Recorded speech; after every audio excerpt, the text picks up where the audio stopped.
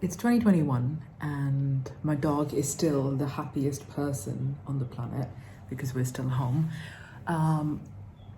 Today's video was technically going to be about a new recipe from Claire's book, and I thought, you know what, I'm gonna give it a shot. I'll look at some of the other recipes I want to try, and I can't believe there were over like about 80% of the recipes I didn't have ingredients to. They are not easily available ingredients. They're not ingredients I leave in my pantry. So I just thought, you know what, I'm gonna do something simple. I'm gonna do something completely opposite of Claire's book. So in today's video, we're doing my ain't got the time, don't wanna do any dishes cake. And this is one of my favorite cakes you can put together in honestly minutes. It does take about 55 minutes in the oven, 50 to 55 minutes in the oven to bake, but the results are honestly amazing. So let's get started with that, and hopefully you like the video. So to make the easiest chocolate cake, when you don't have the time, you don't want to do dishes, you literally need one large bowl. You need one cake mix and one chocolate pudding mix. Again, here's where you can go completely wild with flavors. You don't really need to use chocolate. You don't really need to use chocolate pudding. I have done chocolate mix with butterscotch pudding, which just adds a lovely chocolate caramel flavor. You could do white cake with vanilla. You could do white cake with butterscotch. So honestly, the world's your oyster in whatever cake you want to do.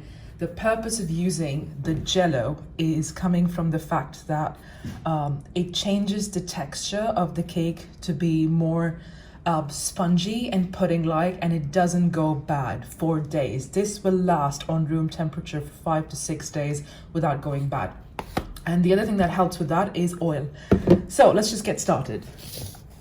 I'm gonna start with, obviously, opening and dumping these ingredients. Honestly, this cake is very easy to put together, so just because it's taking me time to do this, it's only because I'm also filming. Sorry, I forgot to say we also need a whisk. So I'm just gonna start with doing that.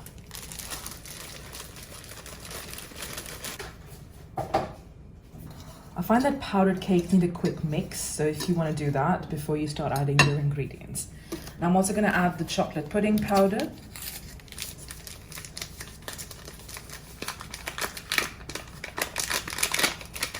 The thing is, I don't have to say a lot here because it is such a simple recipe, and honestly, it is so impressive. The flavor of chocolate itself is so deep and rich. I'm actually surprised that it tastes a lot better than some of the other chocolate cake recipes I've tried. I've in fact tried the Tasty's Best Chocolate Cake, the one with Guinness in it. Or stout, I can't remember.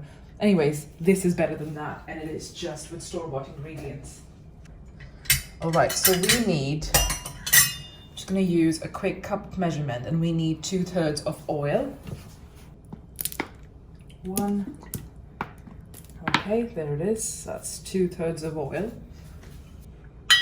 I haven't got a 3/4 cup of measurement, so I'm just going to use my 1 cup measurement and add milk 3/4 of the way. Again, you don't have to be very precise, and you know how much I love using weight measurements, but with this one, honestly, do it as you like it. And I need about a cup of yogurt. Again, you could also use sour cream if you don't have yogurt. I just get yogurt a lot easily here than sour cream. And you need 3 eggs. Again, such an easy prep. And if you're a daredevil, you just go add everything in there.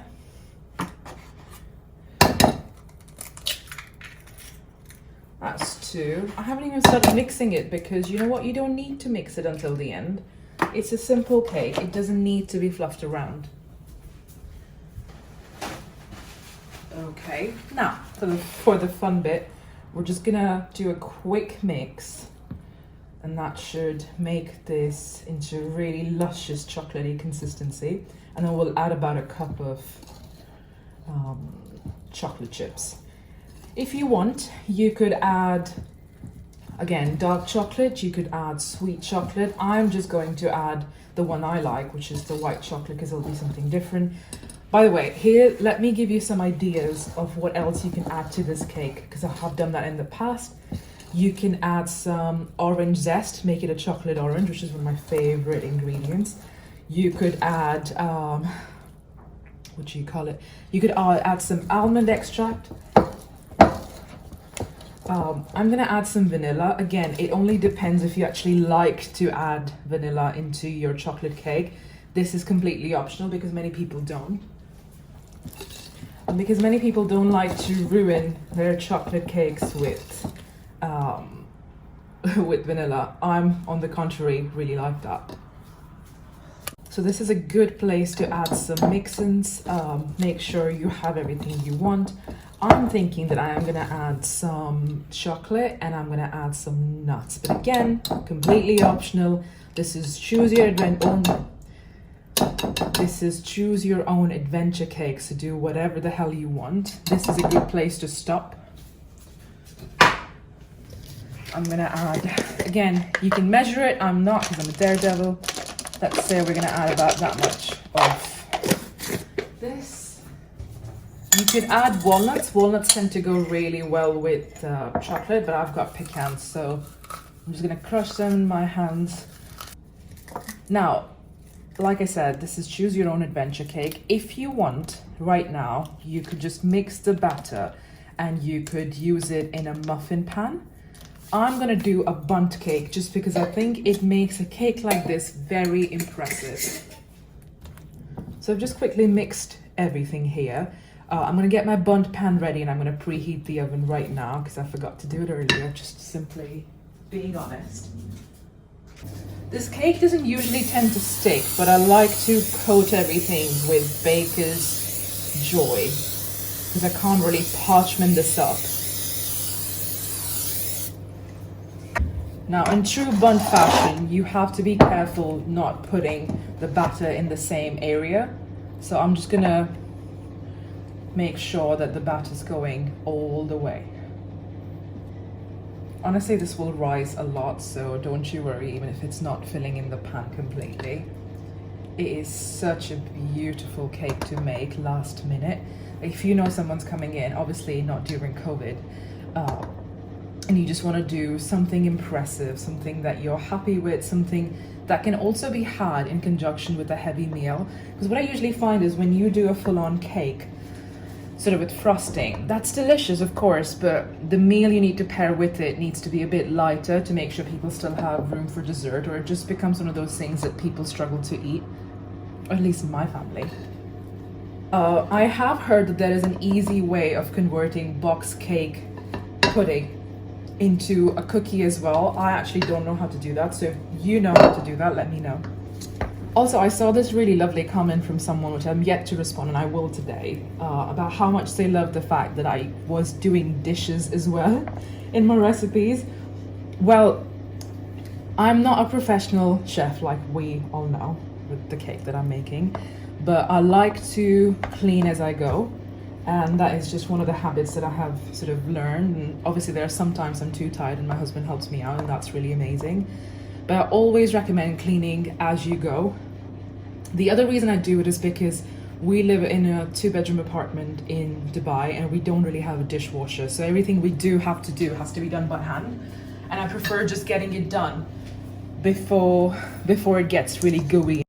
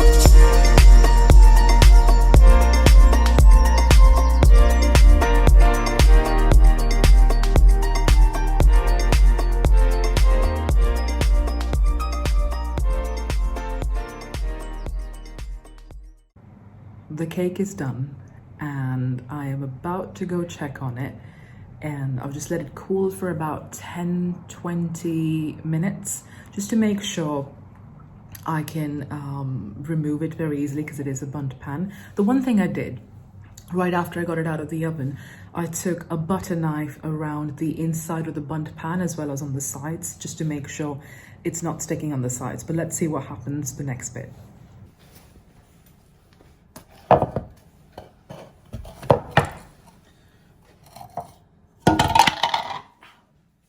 Okay, do as I say, not as I do. But do you see just how moist this is?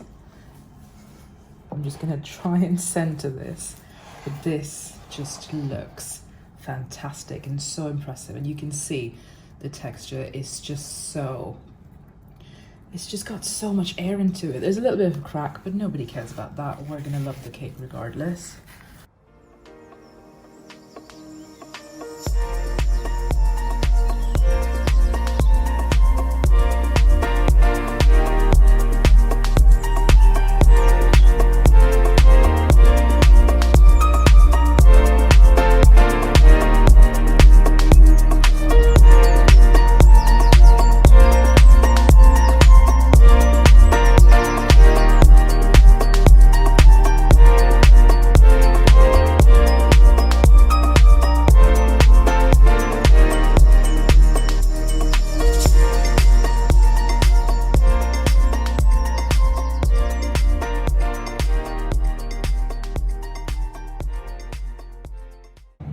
As you saw from the previous clip, this is how decadent and moist this cake is.